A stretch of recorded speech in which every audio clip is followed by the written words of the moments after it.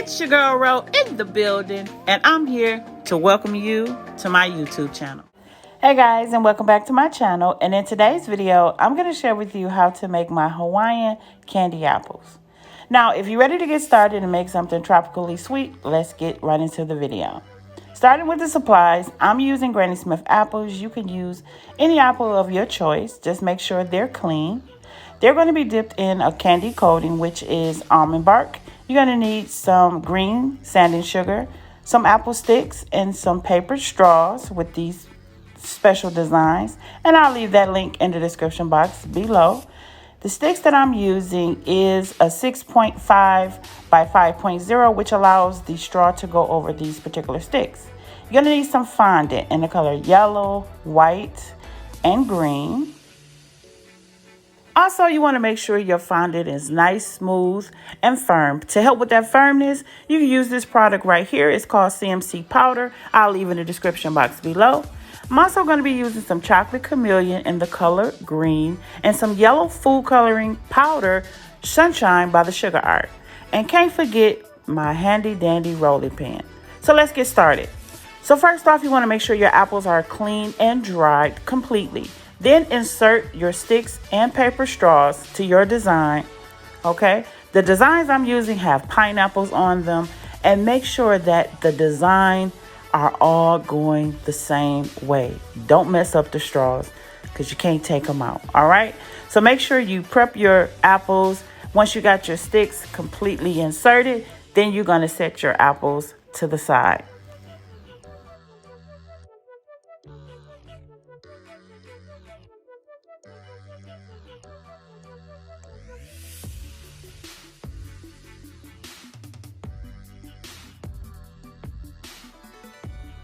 Now it's time to melt the almond bark. I'm going to melt my almond bark for 30-second intervals in the microwave until it's completely melted, as you see here. Then I'm going to apply the chocolate chameleon to the almond bark, and I'm going to do this in 3 parts.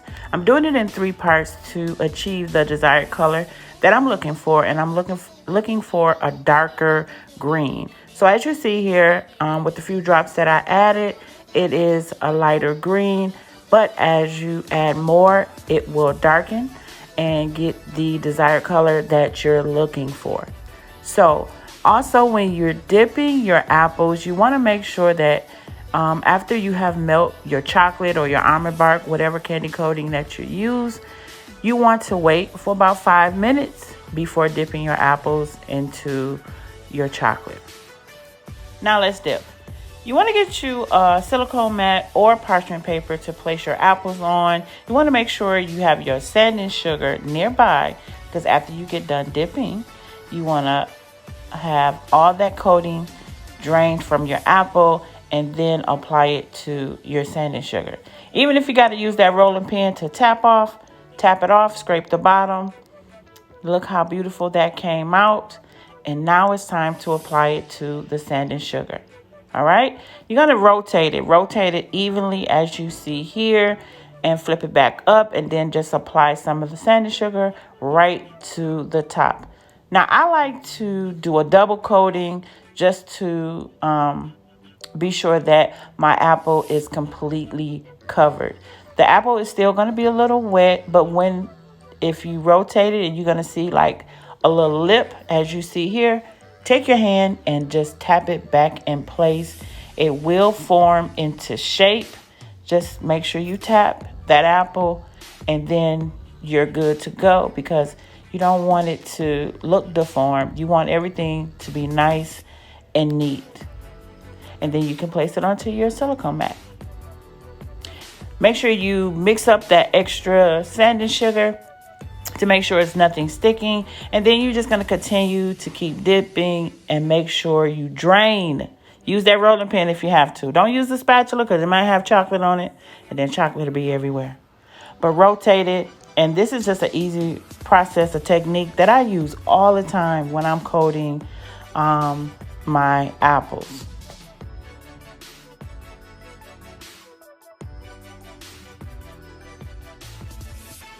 Now that the apples are completely covered and finished, now it's time to move on to the detail work.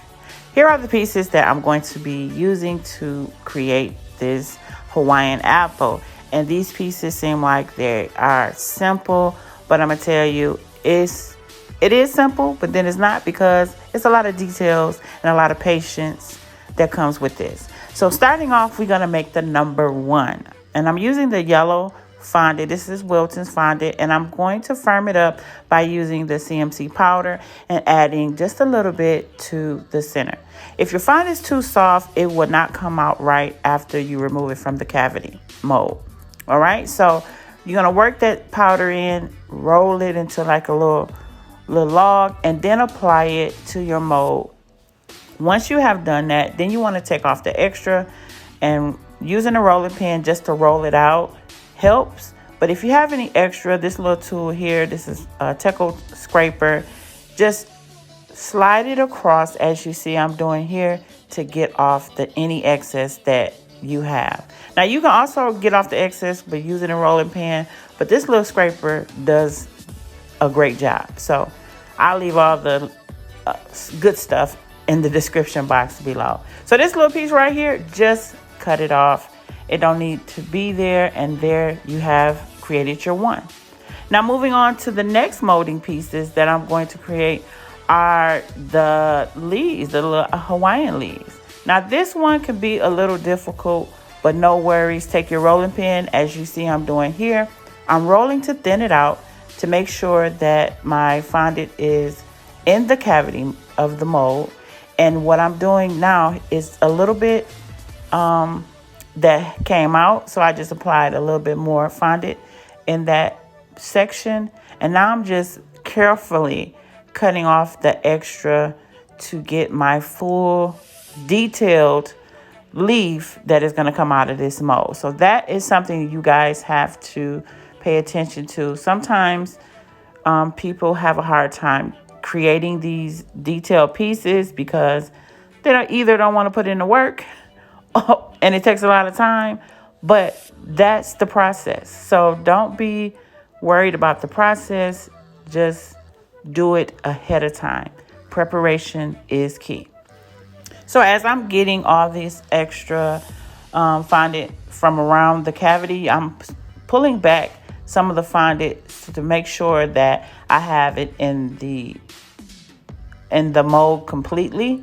As you see here, I can see all the parts that is supposed to be out to create this leaf, and now it's time to remove it.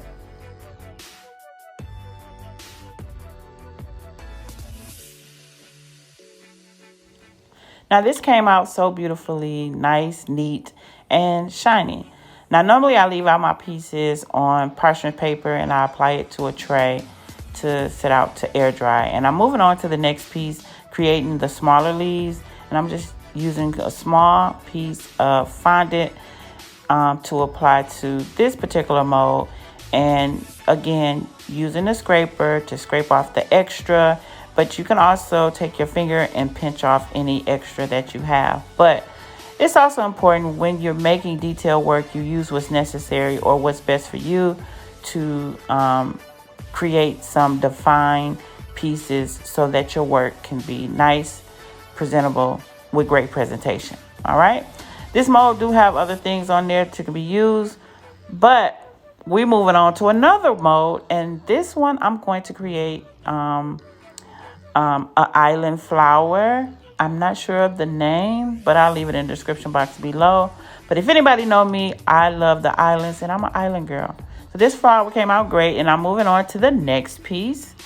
And for this one, you want to roll out some fondant, and you want to roll it out thin as you see here, because you want the flower to look give some life to this flower. So I'm using a cutter that goes along with this mold, and you cut out the pieces as you see here and just push them out with your finger or the back of a brush, a little art brush.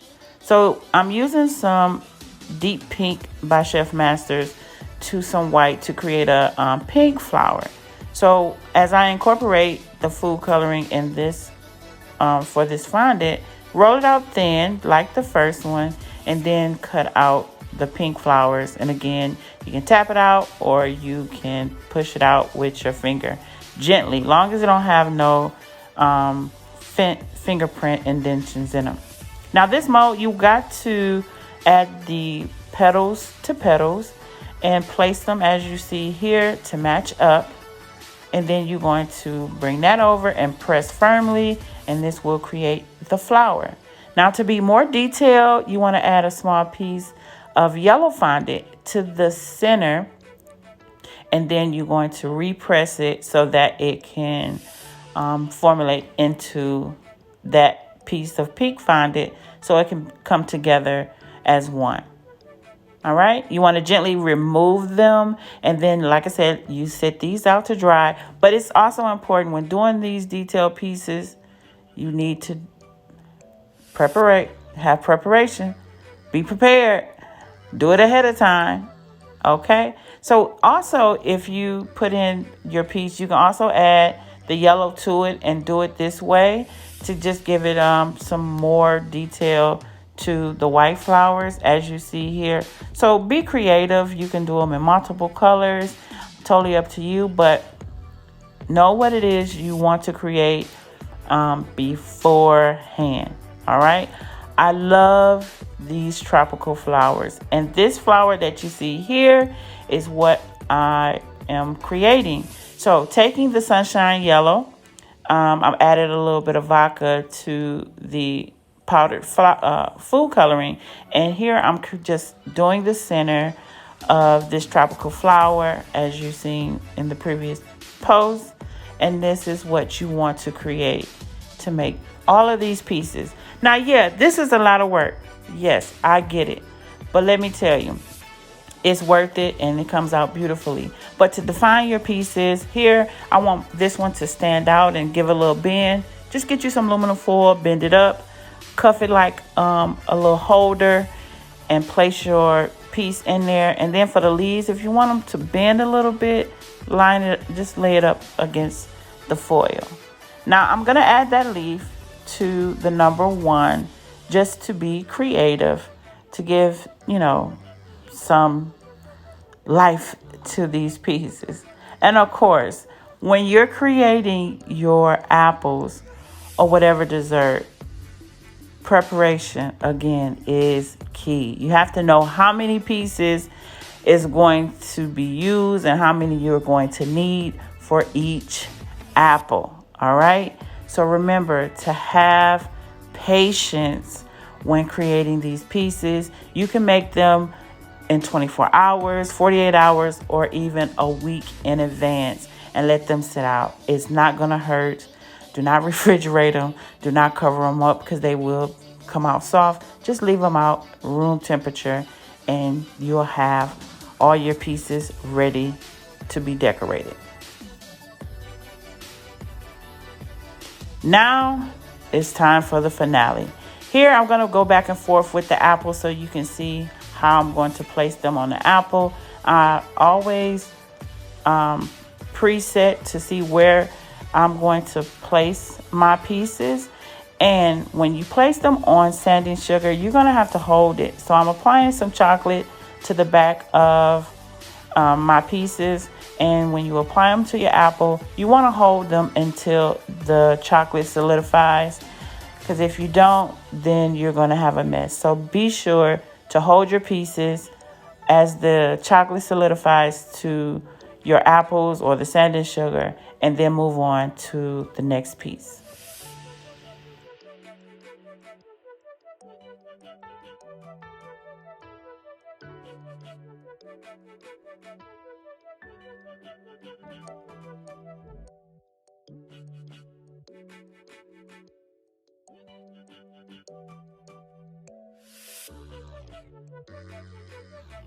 So there you have it. Apples are done and completed.